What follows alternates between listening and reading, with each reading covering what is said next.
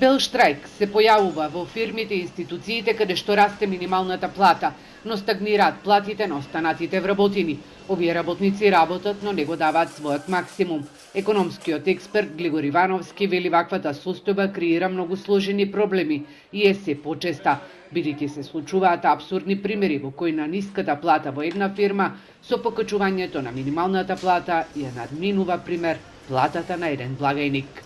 Тие проблеми не може да не се решават само со качување на минималната плата, туку треба да се работи натаму, да се изнајде начин како да се задржат тие соодноси, мотивацијата опаѓа кај луѓето. Тука се јавува и ние го викаме во економијата бел штрајк. Работникот работи, ама не работи.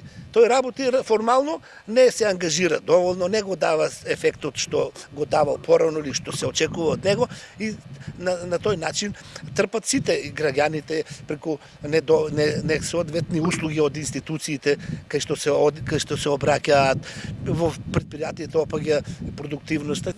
Забележува дека постојано расте износот на потрошувачката кошница. Анализите покажуваат дека граѓаните најголем дел од платите ги трошат за храна. Според Ивановски, со ваквите примања и цени не може нешто важно да се промени во државата.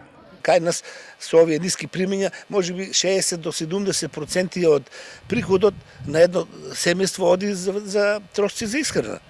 Сега, со овие примања, пак ќе кажам, не можеме да очекуваме нешто битно да се промени.